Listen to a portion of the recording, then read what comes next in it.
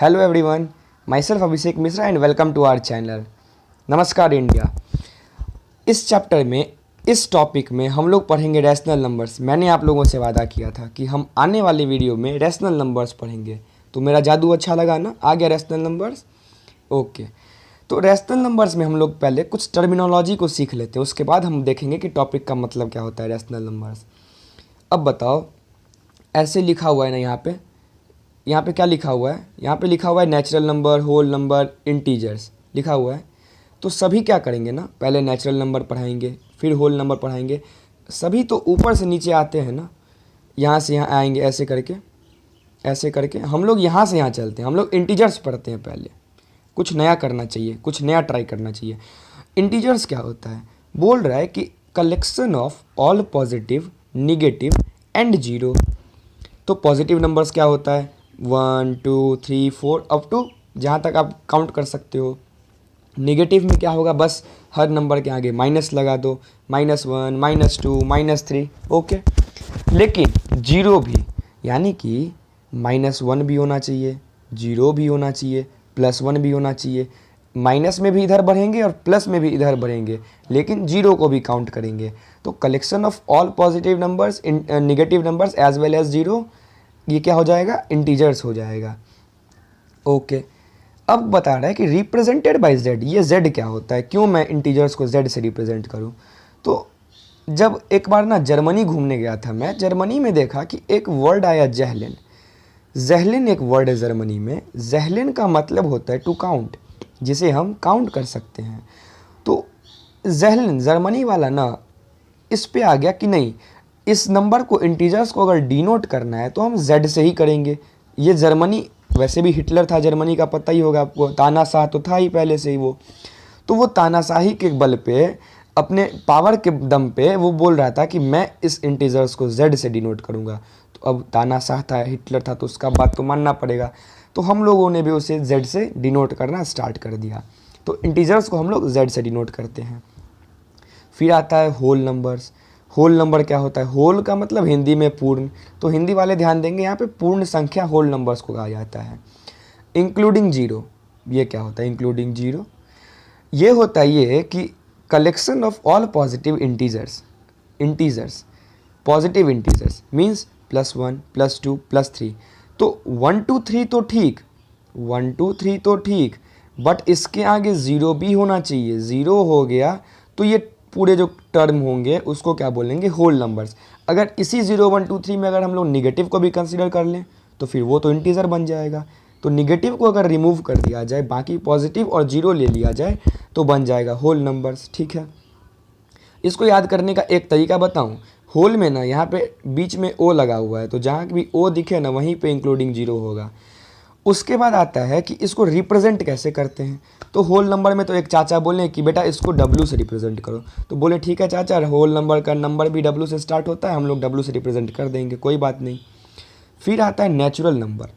अब natural number तो वास्तविक संख्या नहीं, सॉरी, नेचुरल नंबर प्राकृतिक संख्या, प्राकृतिक जो भगवान ने दिया हुआ है हमें गिफ्ट में। हाँ, एक बारी क्रिसमस के डे में गिफ्ट मिला था नेचुरल नंबर सबको। तो नेचुरल नंबर में क्या होता है ना कि all numbers except zero. Zero क्यों रिमूव हो गया? ध्यान रहे कि जीरो भगवान ने नहीं दिया है, जीरो आर्यभट्ट ने दिया है। आर्यभट्ट कहाँ के थे पता है? कहाँ के थे? आर्यभट्ट इंडिया के थे। तो नेचुरल नंबर, ठीक है, तो नेचुरल नंबर में बाकी सब नंबर भगवान देंगे, लेकिन जीरो क्योंकि आर्यभट्ट ने दिया, तो नेचुरल नंबर में हम लोग जीरो को रिमूव कर देंगे। और इसको भी भगवान ने बोला कि देखो, मैं कोई ज़्यादा प्रेशर नहीं दूंगा तुम लोगों पे। नेचुरल नंबर को रिप्रेजेंट करना हो ना बेटा, तो एन से रिप्रेजेंट कर लेना। तो ठीक है, हम लोगों ने भी बोला ठीक है भगवान जी, हम लोग नेचुरल नंबर को एन से रिप्रेजेंट कर लेंगे। तो मतलब जीरो को छोड़ के 1 2 3 4 कुछ भी आएगा, ये नेचुरल नंबर्स होगा। ठीक है, तो आइए आगे बढ़ते हैं। आगे बढ़ने पे आता है रैशनल नंबर। चलिए, जादू आखिरकार तो आ ही गया। रैशनल नंबर्स क्या होता है? अब आता है a number is said to be rational number. एक नंबर तभी रैशनल नंबर कहलाएगा जब if it can be written in the form p/q। जब उसको हम p/q के फॉर्म में लिखेंगे। हे भगवान, 1 2 3 तो संभल नहीं रहा था, ये p/q कहाँ से आ गया? तो जिस भी नंबर को हम लोग p/q के फॉर्म में डिनोट कर देंगे उसे रैशनल नंबर बोलेंगे। एक सेकेंड सर, अभी बात कंप्लीट नहीं हुआ है। कंडीशन ये अप्लाइड है, टर्म्स एंड कंडीशंस ये अप्लाइड है कि पी एंड क्यू तो इंटीजर्स होना चाहिए। अब जिन्हें इंटीजर्स ही नहीं पता है वो तो वीडियो में पीछे जाके देखेंगे। देख के आइए जल्दी जल्दी इंटीजर्स, तब तक मैं बैठा हुआ हूँ। देख के आ गए? तो पी एंड क्यू तो इंटीजर्स होना चाहिए, लेकिन क्यू जो है ना, ये क्यू जीरो नहीं होना चाहिए कभी भी, ठीक है। अब बताओ ये पी बच्चों क्या है? पी तो न्यूमरेटर है और क्यू डेनोमिनेटर है। तो फ्रैक्शन में पी और क्यू जो है, ये पी बाई क्यू, ये क्यू ना डेनोमिनेटर कभी भी जीरो नहीं होना चाहिए, ठीक।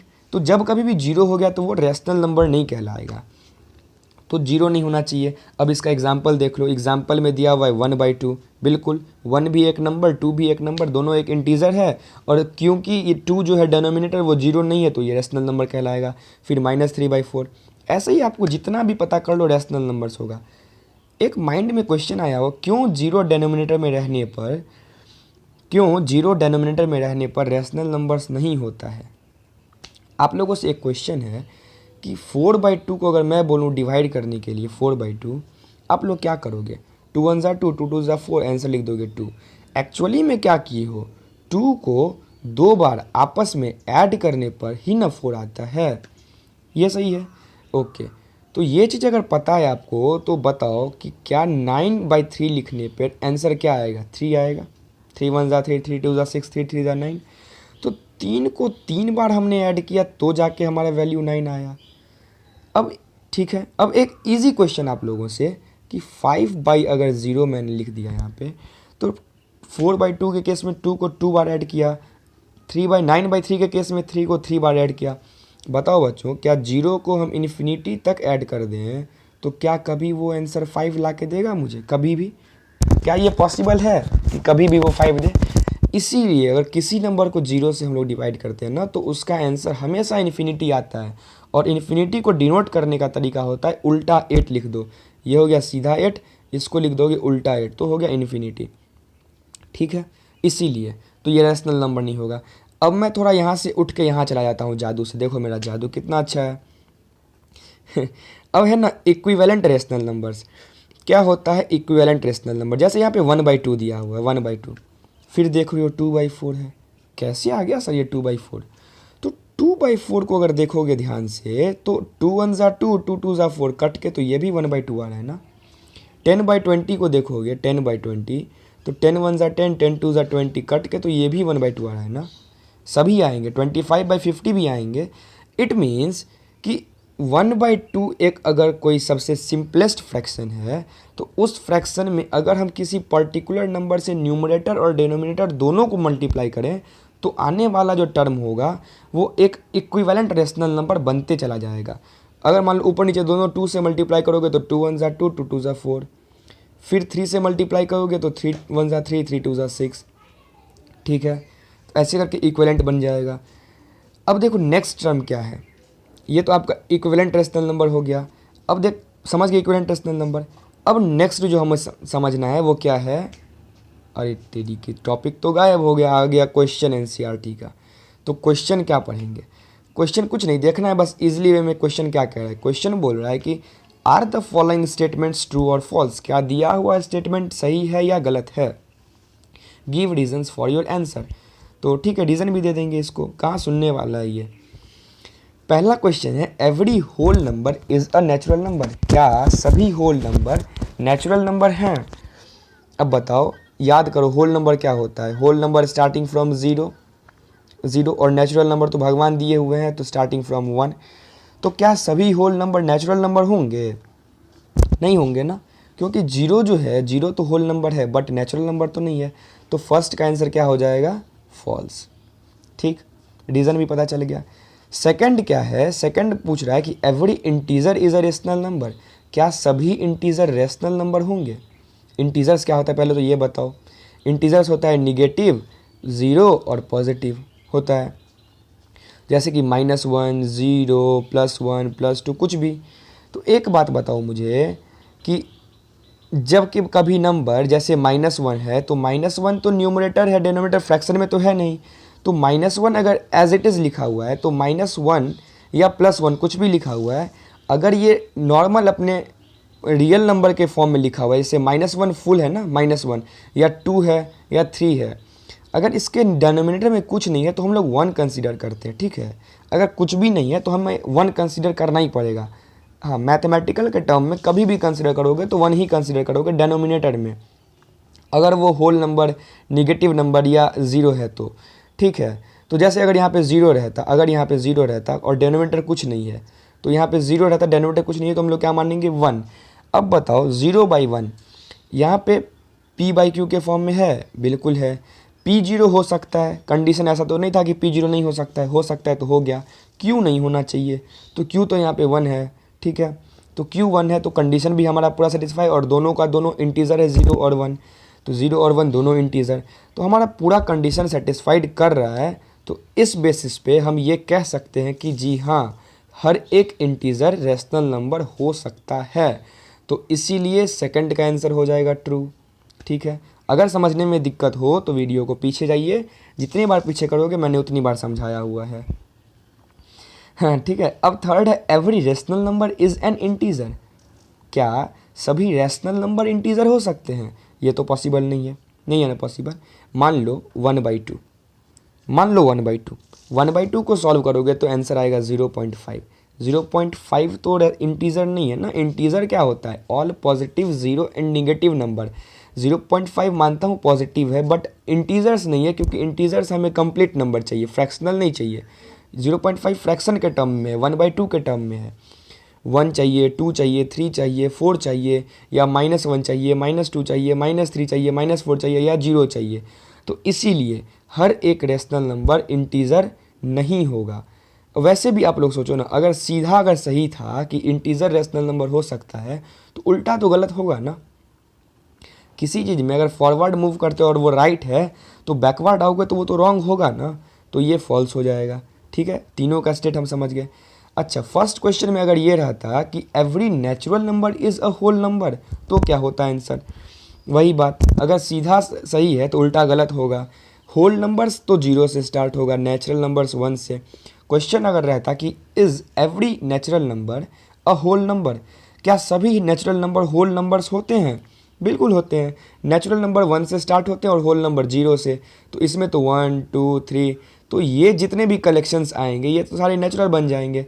तो जी हाँ, हर एक नेचुरल नंबर होल नंबर तो ज़रूर होगा, लेकिन ये ज़रूरी नहीं है कि हर एक होल नंबर नेचुरल नंबर हो, एज़ फॉर एग्जांपल 0, ठीक है। तो ये क्वेश्चन समझ गए। नेक्स्ट क्वेश्चन है, find 5 rational numbers between 1 and 2। मैं बताऊँ, बुकिश लैंग्वेज के हिसाब से अगर ना चले ना, तो 1 और 2 के बीच में हमें निकालना है ना।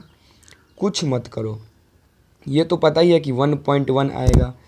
पॉइंट के बाद ना फिर 1 2 3 4 लिखना शुरू कर दो पॉइंट दे के, फिर 1.2 लिख दो, फिर 1.3 लिख दो, फिर 1.4 लिख दो, फिर 1.5 लिख दो, फिर 1.6 लिख दो। 5 पूछ रहा है तो 5 ही तक लिखो।